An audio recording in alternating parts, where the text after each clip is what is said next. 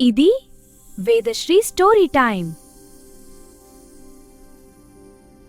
అనగనగా ఒక రాజుగారు తన రాజ్య పర్యటన చేస్తూ ఒక గుర్రాల బజారులోకి వెళ్లారు. బజారులోని గుర్రాల వ్యాపారస్తులందరూ రాజుగారికి గుర్రాలు అమ్మాలని ప్రయత్నాలు మొదలెట్టారు. ఒకరిని మించి ఒకరు వారి వారి గుర్రాలను పొగడడం మొదలెట్టారు. మరి నా గుర్రం మీరు చెప్పినట్టు చేస్తుంది, నా గుర్రం చాలా వేగంగా పరిగెడుతుంది, అసలు నా గుర్రానికి భయమే తెలీదు, నా గుర్రం గాలిలో ఎగరగలదు. వెంటనే రాజుగారు ఆ గుర్రాన్ని కొని తనతో రాజు మహాలుకి తీసుకుని వెళ్లారు. మరునాడు సేనాధిపతిని పిలిచి ఈ గుర్రం గాలిలో ఎగురుతుంది అని సేనాధిపతితో చెప్పారు. సేనాధిపతి ఆశ్చర్యపోయి గుర్రాన్ని ఎగిరించే ప్రయత్నం చేశారు. కాని గుర్రం ఎలా ఎగురుతుంది? ఎగరలేదు. అదేంటి, నిన్న మరి నాతో వ్యాపారస్తుడు అలా చెప్పాడు, అతన్ని పిలవండి. నిన్న నీ గుర్రం ఎగురుతుంది అన్నావు కదా, ఏది ఒక్కసారి ఎగిరించి చూపించు. మహారాజా, గుర్రం ఎగురుతుంది అంటే నా ఉద్దేశం అంత వేగంగా పరిగెడుతుందని. ఇతని తల నరికేయండి. ఆ తరువాత ముఖ్యమంత్రిని పిలిచారు.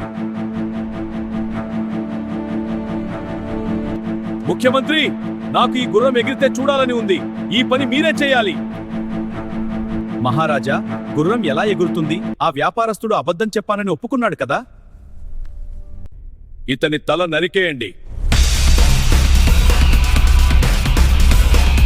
ఇలా ఒక్కొక్కరిని పిలవడం, వాళ్లను గుర్రం ఎగిరించి చూపించమానడం, వారు అదెలా సాధ్యం అడిగితే వారి తల తీసేయడం, కొన్ని రోజులు ఇలా గడిచాయి. మొత్తానికి ఒకరోజు ఒక సభికుడిని పిలిచి రాజుగారు గుర్రాన్ని గాల్లో ఎగిరించాలని ఆజ్ఞాపించారు. అలాగే మహారాజా, నాకు 1 సంవత్సరం గడువు ఇవ్వండి, నేను ప్రయత్నం చేస్తాను. రాజుగారు సంతోషించి 1 సంవత్సరం గడువు ఇవ్వడానికి ఒప్పుకున్నారు. సభికులు, రాజ్యంలో ఉన్న వారందరూ ఆశ్చర్యపోయారు.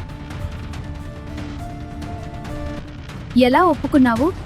అసలు గుర్రం ఎలా ఎగురుతుంది? నీ దగ్గర ఏమైనా ఉపాయం ఉందా? ఊరంతా నిప్పులా పాకిపోయిన ఈ వార్త ఇంట్లో ఉన్న అతని భార్యకి కూడా తెలిసింది. నేను విన్నది నిజమేనా? నిజమే, కాని కంగారు పడద్దు. మూర్ఖుల మనసులో ఒకటి పడితే అది సాధించాలన్న పట్టుదల బలంగా మొదలవుతుంది. వారితో వాదించడం కష్టం. మహారాజు గారి మనసులో ఈ విషయం అలాగే బలంగా పడిపోయింది. వారిని కాదన్న వారి తల నరికించేశారు. నన్ను అడిగిన వెంటనే నేను కూడా కుదరదు అంటే నా తల కూడా వెంటనే తెగేది. 1 సంవత్సరం గడువు అడిగితే వెంటనే ముందరున్న ప్రమాదం తొలగింది కదా. ఆ పైన చూద్దాం. ఏడాదిలో ఏమైనా కావచ్చు. రాజుగారు ఈ విషయం మర్చిపోవచ్చు, లేదా పట్టుదల తగ్గవచ్చు. భవిష్యత్తు ఎవరు చూశారు? రాజులు మారేనో, గుర్రాలు ఎగిరెనో. నా ముద్దుల శ్రీమతి. కొన్నిసార్లు మనుగడంటే అసాధ్యాన్ని నిరూపించడం కాదు, కానీ అసాధ్యమైన దానిని తమ సమయస్ఫూర్తితో అధిగమించడం. మీకు మా కథ నచ్చితే వేదశ్రీ స్టోరీ టైంకి లైక్ చేసి, సబ్స్క్రైబ్ చేసి బెల్ ఐకాన్ని యాక్టివేట్ చేయండి.